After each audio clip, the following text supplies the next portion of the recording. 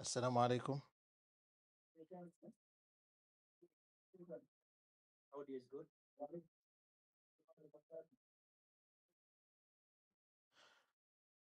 السلام عليكم ورحمة الله وبركاته.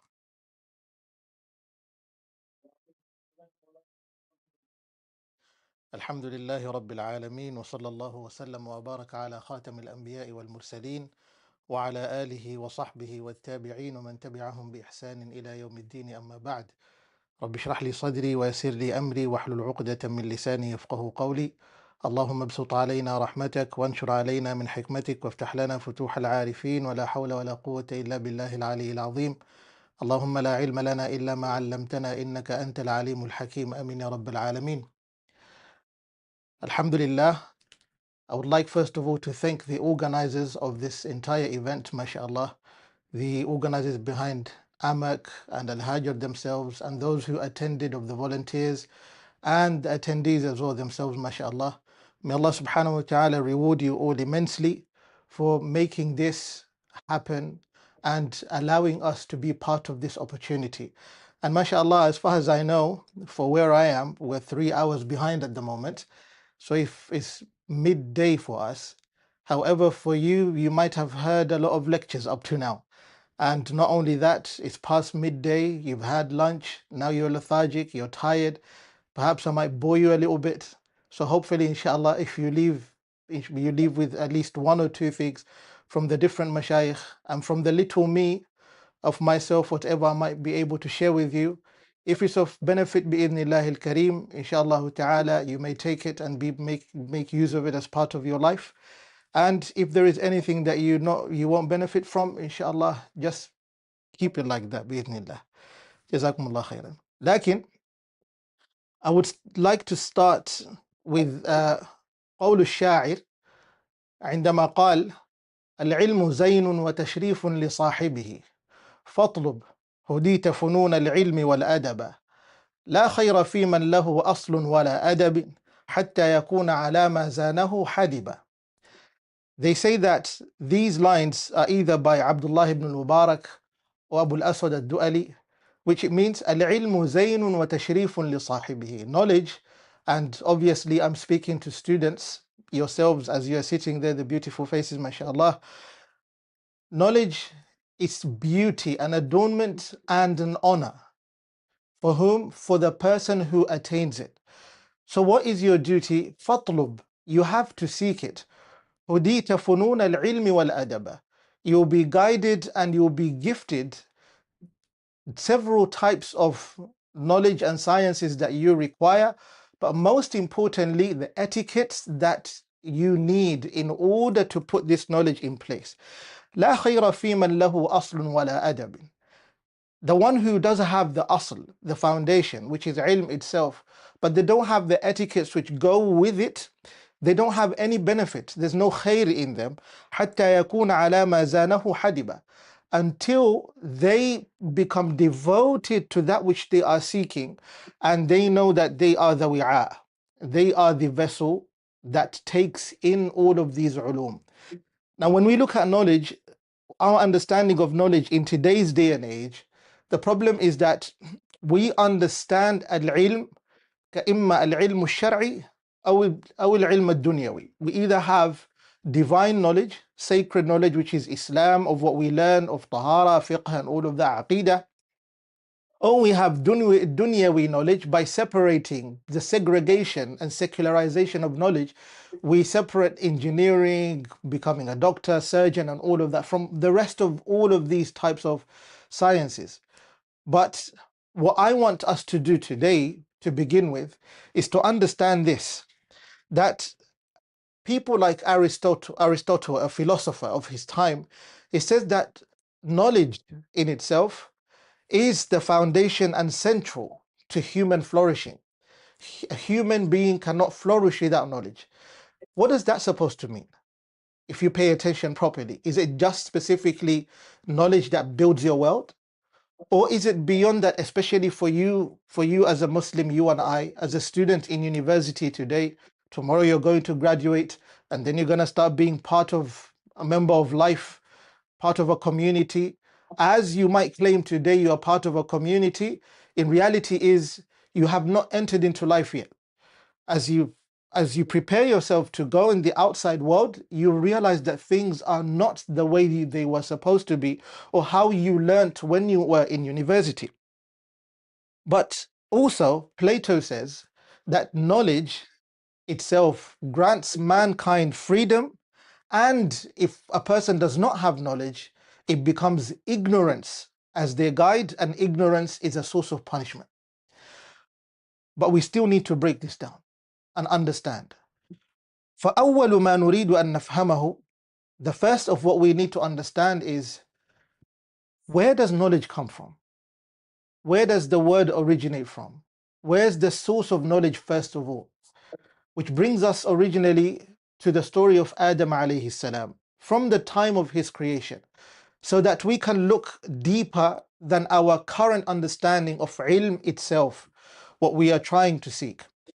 Allah tabaraka wa ta'ala, this is a very common story. Each one of us have gone through this. Maybe we've heard it from different mashayikh. I'm not going to narrate to you something new. I'll bring to you something that you would understand, but look at it in a different perspective. You have to expand your mind. As they say, think outside the box. If we keep the words as they are, they end up becoming plastic words. There's a book known as Plastic Words, which means that these words that we use are words that we have normalized the meaning of them so much that they tend to hold one meaning. But in fact, they hold a different set of meaning than what we have understood of that, such as knowledge, because we've defined knowledge in a certain way that even the meaning of the word knowledge is so skewed and not obscured, actually pulverized, because it's terrifying if we look at the situation of humanity at large and not just the ummah itself. Allah tabaraka wa ta'ala creates a human being. He places it on the ground with no soul, hasn't completed it yet, and then he goes to the angels and tells them that inni ja'ilun fil ardi khalifa, isn't it? I'm going to place on this earth a khalifa. The angels raise a question. Does that mean they are against Allah's command or Allah's plan? Actually, no. لا يعصون الله ما أمرهم ويفعلون ما يؤمرون. We all know that about the angels. All they do is follow Allah's commands. Lakin it doesn't mean that they don't ask Allah, what's the wisdom behind this and what's the plan with this? Of course, remember, the malaika were the ones as part of the board members at the time when Allah was creating Adam alayhi salam. Even Iblis was part of it. Think about it. They said, أَتَجْعَلُ فِيهَا, are you going to place on the earth? Because they already have the experience of those before the creation of mankind. No, Adam alayhi salam, mankind at large. Are you going to place on the earth مَن يُفْسِدُ فِيهَا, the one who causes corruption, وَيَسْفِكُ الدِّمَاء, who causes the loss of lives, while we are here glorifying you, exalting you, and we don't need anything but to worship you, O Allah? Then Allah said, Inni a'lamu ma la ta'lamun. Allah tied the words knowledge in his answer immediately by saying, Inni, I have knowledge that which you do not have. The moment he created Adam, and Adam had life breathed in him, and he started understanding, coming as a human being and standing up, the first thing he does, as we know, he sneezes, and then he sees an apple in front of him. He wants to pluck it, but he cannot even stand up. وَخُلِقَ الْإِنسَانُ مِنْ عَجَلٍ. Mankind, they are quick in hastening on everything. They want everything immediately. What happened is, after that, Allah presented Adam alayhi salam in front of the angels, but before that, he put him in a task. What was the task? وَعَلَّمَ آدَمَ الْأَسْمَاءَ كُلَّهَا. And he taught Adam all of the names. Now this kul, someone can debate and say is partial, or it can be kul that literally encompasses every single knowledge. And if we say knowledge, then what are we referring to? If you pay attention properly, you will realize that in Ibn Kathir, the tafsir of Ibn Kathir rahimahullah ta'ala, man kana shafi'iyyan, Shafi'i al-madhhab, or if you look at At-Tahrir wa Tanweer li Muhammad Tahir ibn Ashur rahimahullah ta'ala, one of the great mufassirin of his time, he actually mentions it beautifully. وَعَلَّمَ آدَمَ الْأَسْمَاءَ كُلَّهَا, and he taught Adam all of the names. If you are to argue that Allah taught Adam all of the languages, then you are ignoring the purpose. You're not paying attention to the wisdom behind the creation of Adam alayhi salam.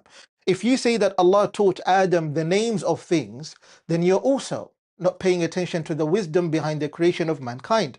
If you are going to specify what type of knowledge, and you're just focused on that one aspect, then you are forgetting the wisdom behind Allah's creation.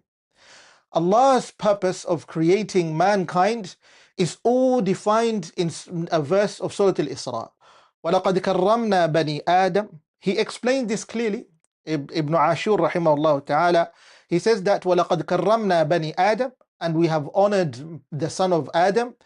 وَحَمَلْنَاهُمْ فِي الْبَرِّ وَالْبَحْرِ. How did we honor the son of Adam? We carried them on land and sea. لكن وَرَزَقْنَاهُمْ مِنَ الطَّيِّبَاتِ, and we provided them from the pure of provisions. وَفَضَّلْنَاهُمْ عَلَى كَثِيرٍ مِمَّنْ خَلَقْنَا تَفْضِيلًا. Now, Ibn Kathir and Ibn Ashur, when you read through these translated interpretations, they're very fascinating actually. They say that one of them says the fadl that Allah is trying to explain over here is the honor that He gave mankind beyond every other creation that Allah has on this earth. Like Ibn Ashur makes it very clear. He said, look, the honor of what mankind has beyond every single creation is the fact that they have a mind, a logic that they can think, and with it they can learn and be innovative. They can live, they can survive, and not be similar like any other creation, such as animals. How do we eat? Ibn Abbas radiallahu anhuma, he says, the reason why you notice that mankind is different, you pay attention that they were taught by Allah. وَعَلَّمَ آدَمَ الْأَسْمَاءَ. Again, we're going back to that same place, the same ayah. أليس كذلك؟ وَفَضَّلْنَاهُمْ. هذا التفضيل أو المفاضلة, the fact that Allah literally honored mankind, is because that mankind is taught to eat properly. They pick the food with their hands, for example, and eat it. They don't lick a plate like a dog. They can pick a cup and drink from it. Adam alayhi salam was taught all of that. And if you look at Sa'ir al-Hayawanat, how do they eat? So you notice with this in itself, it requires knowledge for one to understand this is how you become a human being. This is how you present yourself as honorable, and this is how you elevate your status. What is it? Ilm. Have we specifically mentioned its knowledge of Sharia? Have we mentioned its knowledge such as engineering? Have we mentioned any type of knowledge? No, we haven't. أليس كذلك? So what you realize is that everything of what mankind was created for, whether it's for their dunya, is for their akhirah, is for whatever purpose, it all requires knowledge. But where does this knowledge come from?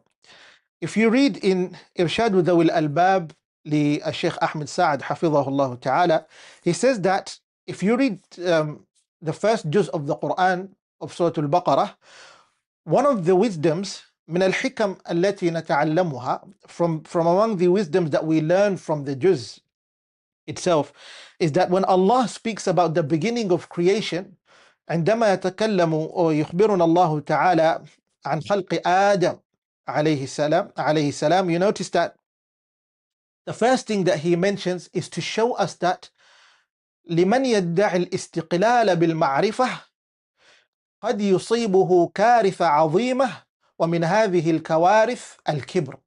The one who will claim that they have independence of knowledge and they are the ones who innovated on their own and they cannot tie their knowledge with Allah regardless of what they have learnt with Allah tabaraka wa ta'ala, then one of the problems and the biggest effects that they will, side effect that they will face out of this, and you notice that it's a huge issue that mankind faces today, is arrogance. And look at the world around you. Pay attention. If you look at universities, students who go to universities, the way people learned 200 years ago is not the way we learn today. Knowledge is segregated in buildings, organizations, governments. You pay attention to your life, O student of university, O talib al-ilm min al-jami'ah. What do you think? How do you think that you're learning? Ask yourself sincerely today, have you not reduced your purpose of learning to a piece of paper which you know you're going to earn a living out of it? You're going to seek a job that does not exist? As if I'm not wrong, Sheikh Mubarak Awais, he was speaking and I was listening to his lecture, mashallah, tabarakallah, we're listening to Sheikh Jamaluddin and the mashayikh before that. I can't listen to all of them.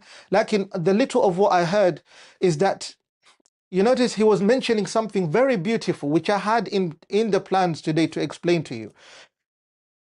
If you reduce your idea, this is now me explaining to you and just adding upon what the mashayikh have explained, because everything of what I'm going to explain is building upon the beautiful lessons that the mashayikh have already taught. If you look at your knowledge today and you just assume that a piece of paper is going to save you and give you a life, then forget about you just seeking a living. You have actually reduced the purpose of your life as well. You have lost your goal. And I'm not meaning to do this to become a Debbie Downer or maybe make someone lose hope in life. I want to expand your scope. It doesn't mean that you fall into hopelessness, heedlessness, carelessness, and thinking that your life has come to an end. The reality is, the idea of employment itself never existed until recently, until the industrialization age. Industries were built for the purpose of employing people and giving them lifetime employments and what retirements, which never existed. But when the bust happened, economic bust, and money was put in gold standards, and it was removed from the gold standard, and now has become a currency which is printed every now and then. And if you look around the world today, that how the world is run, with employment, it became difficult for companies to even sustain the ability to give people free money anymore, which means that the only way that mankind could survive is to go back to the reality. If you go back to the times of the Sahaba, if you come back even further, let's not go back to the way to the times of Adam and Musa alayhi salam and that. لكن تأتي إلى رسول الله صلى الله عليه وسلم. أول ما فعله رسول الله صلى الله عليه وسلم عندما هاجر إلى مدينة. What did he do? Go back to your teachings. إخوة Ikhwani al-Muslimin. Look carefully, go back to your teachings again. He founded and went back to the markets of Medina. Did he tell his Sahaba, this is what you should do, you should give this person a job? Or did he tell them, the markets are here, this is how you should serve yourself and sustain yourself? Similar to the man who came to Rasulullah ﷺ seeking alms, wanting help to receive donations, Rasulullah ﷺ told him, what do you have in your possession? He said, I have a few things at home that I can sell, of maybe they have some sort of value. The man was told, bring them and let's do something about it. When he came to Rasulullah ﷺ, he told him, sell these and buy an axe with it, then come back. He sold them, bought an axe, came to Rasulullah ﷺ. This is Rasulullah teaching him how to fetch. Listen carefully. There's a reason behind this. There's a huge wisdom behind it. When Rasulullah ﷺ told him that, what happened next? He came back with the axe. Then he told him, your job now is go, you have to break some wood, collect firewood, sell them until you make a few dollars or pounds or whatever shillings. In today's currency, at the time, of darahim and dananir. Remember that. If you make a few coins, then come back to me, I'll tell you what to do. When he went, he worked hard. As they say, he grinded. He's working day and night. He was able to sell his firewood. He was independent. No one was telling him that this is how you should serve. No one was dictating how you should live. In fact, his entire tawakkul was upon whom? Allah tabaraka wa ta'ala. By the time he was able to sell something and made a few coins, he came back to Rasulullah sallallahu alaihi wasallam and asked him, ماذا أفعل بهذا? What do I do with this? Then Rasulullah ﷺ told him, divide this of yours which you've collected to half to your family, some to your charity, and reinvest back into what you are doing. This man was able to survive. وَهَكَذَا كَانَتِ الْحَيَاةِ. That's how life was. So if you pay attention clearly to what knowledge has become today, it's literally so skewed and difficult to even understand the meaning of why we study, to a level where us as students, we have narrowed down, we have literally leveled our standards down so much that we cannot even appreciate the understanding of knowledge in itself. Now, Now this takes us to another point. The point that we have, point number 2, is now is defining the purpose of knowledge. Then now which of what we need to understand is that what's ما هدف العلم? What's the purpose of knowledge? Why should we seek knowledge? Why should one say, I am going to learn? And when we say knowledge, we're not referring to only the book of Allah and the Sunnah. Actually, they are the source of everything. Everything that you want to learn in life, you will see that. And I will try my level best to summarize those points in these few minutes, these duqayqat that I have in front of you, bi'idhnillah al-kareem, hoping that perhaps you might benefit with one or two of those which you might need in your life as principles in order to live a full life, a meaningful life, a purposeful life, inshaAllah ta'ala. Before we focus on the grand purpose of seeking knowledge and why one should seek ilm in order to live on this earth, first of what we need to understand is that we need to look at two things. The types of knowledge, number one, and also look through a few texts in our deen as Muslims that teach us why this knowledge, or knowledge of what we need, stands and holds a huge ground and what defines us as human beings.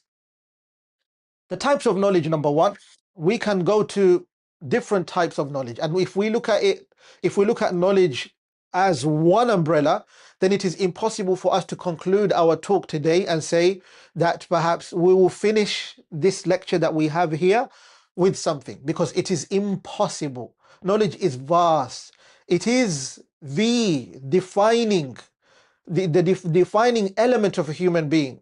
If that's the case, then it is impossible to say that we can define knowledge under one umbrella. La. But what we can say, for the purpose of what we have in front of us today, al-ilm imma at-ta'allum wa imma at-ta'lim. Knowledge is either you learn or you are taught. It's either one of the two. And we can reverse these. What do we say by this? When we say at-ta'lim, إما التعليم أولا إما يعلمك الشيخ أو يعلمك الحياة. وإن قلنا أن العلم التعلم إما تتعلم من الشيخ أو تتعلم من الخبرات الآخرين. You learn from other people's experiences. Now what does that mean clearly? This is something that I learned from Al-Habib Abu Bakr al-Mashhur rahimahullah ta'ala, and I thought I would share this with you. Perhaps you will come to understand. In life, you only have two ways of learning. There's only two methods of learning. There's no third. Understand that. In life, there's only two methods of learning. إما التعلم. What is تعلم? تتعلم من قبل المشايخ أو ممن له خبرة. You learn from the scholars who have the knowledge or the ones who have experience. You learn from them. Ask yourself this. Look at your fathers. I can't see you right now. Lakin, I might ask you to raise your hand. Maybe some others might see on the screen you raised your hand, and question that you will be able to answer is, how many of your fathers, maybe your own father, maybe your mother, maybe your grandparents, whoever it might be, they might have just gone to school to learn how to write and read, أليس كذلك? But if you look around them in their lives, they are successful materialistically, they are successful in their deen, they are successful with their families, they have succeeded even in attaining what they need of the experience, which that experience also is called knowledge, for them to live a full life which is meaningful and purposeful. How many of you can raise your hands and say, Naam, I can be a witness of that? Think. Sal nafsak. You have to think. أليس كذلك? So you notice experiences is one end. And then تتعلم من المشايخ. How? The theoretical part of knowledge. As Plato he says that he divides knowledge to three parts. It's either theoretical or practical, or he says the other third point which I forgot. Lakin the main two that I took from him is, you either learn theoretically, which is from the books, you sit down and learn those which are written in the books, and then practically you take the knowledge and you apply it. Now me myself, trying as a wannabe student of knowledge of Sharia, I could tell you easily, if I seek knowledge from the books and I do not apply it in my life, it would serve no purpose. Understand that. لذلك بعد العلم العمل. After learning, it is applying, application. So for you today, you either go to university, just like where you are right now. Perhaps if you are a student of university, and I believe many of you are, you're learning theoretically, أليس كذلك? And if you're maybe learning in the sciences, you might be going to the lab. The lab itself is called al-mukhbar or al-mukhbar. In other words, what does the word mukhbar come from? It comes from the word khibra. Khibra means experience. It's trial and error, constant trial and error. You learn through the experience of being able to know how to measure your liquids and all of that, how you could be able to put the right amount of everything. أليس كذلك? Now think about it. So you don't just learn from the theory of what you learn. تتعلم ممن عنده خبرة وتتعلم من المشايخ. أليس كذلك? You learn from the scholars, from your professors, from your lecturers, from your teachers. You learn the theory part of it. That's how you learn. And then you learn from the experiences of life. Lakin if you look carefully again, you end up realizing that after learning from the theory, and if you don't want to learn from the experience, then life will definitely become your teacher and give you the ilm that you need. It's simple to say as, if you do not want to make a living and you do not want to learn from someone who already knows how to live and survive, such as your fathers, your friends, your elders, or someone of your peer, but they know how to do it, or someone who already has learned something of your ibadah, of your salah, or maybe if it's engineering or so, and you don't want to learn for them, you will fail every single day. And you'll be left with failure until you realize you're constantly failing, and the life pushes you towards learning from those failed experiences. So the types of knowledge are two. وَلَيْسَ هُنَاكَ ثَالِث. Understand that. So what do you realize? You realize that إِمَّا التَّعَلُّمْ وَإِمَّا التَّعْلِيمُ. أليس كذلك؟ إِمَّا التَّعَلُّمْ وَإِمَّا التَّعْلِيمُ.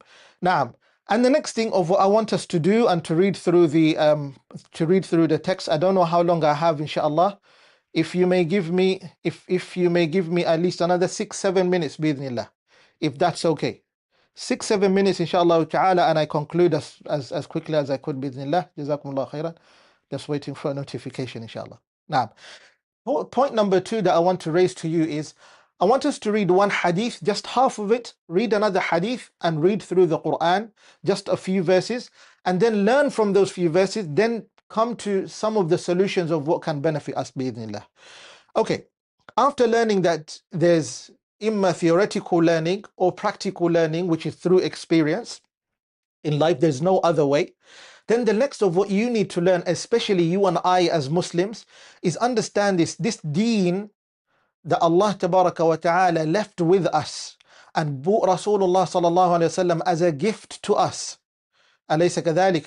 He is the Al-Mustafa, salawatullahi wa salamuhu alayhi, al-Mukhtar, the one that Allah chose him for the purpose of serving this deen. Muhammadun sayyidu kulli muqtafa, al-Arabi, al-Hashimi, al-Mustafa. صلى عليه الله ما دام الحجة. فهمت؟ كما يقول الإمام الأخضري في السلم المرونق. What does he say clearly? He says that Rasulullah sallallahu alaihi wasallam, coming from a noble family and from the noble lineage, you notice he came to bring us the most noble of knowledge. And the most noble of knowledge that he brought to us is the Quran and the Sunnah and all of what the ulama have taught us. And from among the many of these hadith, one of them is the hadith of Anas radiallahu anhu, which he says, سبع يجري للعبد أجرهن بعد موته وهو في قبره.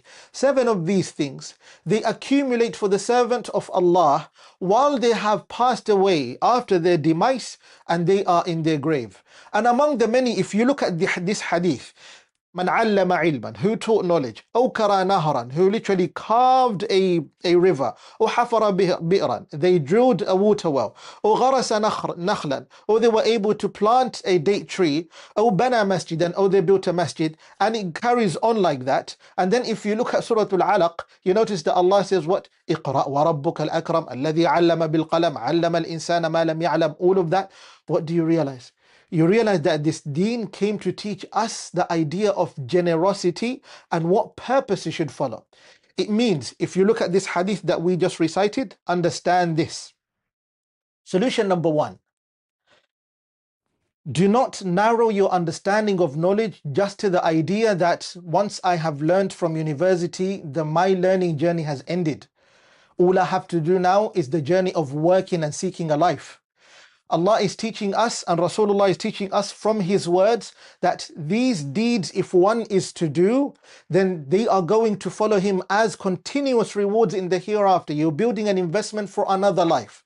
أليس كذلك? We have another life after this. We all agree to that. صح? And because of that, the hadith breaks down for you the following. The engineering you're learning for the one who carves a path from a river, the one who drills a water well, the one who solves the problem of agricultural problems, such as planting a date tree, or maybe taking care of cows that need to graze, the fields and all of that. What do you realize? All of the problems that mankind need them to be solved for an entire civilization to thrive, those are the means that you need to build for a better life here and a better life there. And all of them require knowledge. Hence Allah Rasulullah Sallallahu Alaihi Wasallam started with ilm. So the knowledge that you need and the knowledge that you're learning today, whether you call it secular or not, all of that, make it your purpose to serve Allah. Learn that what you're learning is not just for the sake of the dunya. Number one, learn because you're learning for the sake of Allah.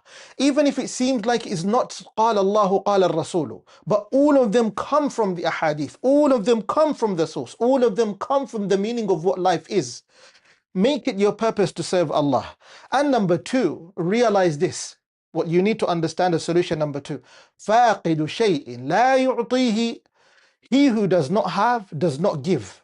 If you do not have any experience, you do not have anything that you own, that you can leave behind as a legacy, you cannot give and you cannot be of benefit. And the best of benefit that you can give is something that one can use for the rest of their lives. And is there anything greater than teaching someone something or a skill that can serve them throughout their lives and becomes a means for you to live a full life here, and in the hereafter you're still rewarded? Inshallah ta'ala, there's a lot that I can explain, but time is against me and I have not finished everything that I have for you bi'idhnillah al-kareem for now.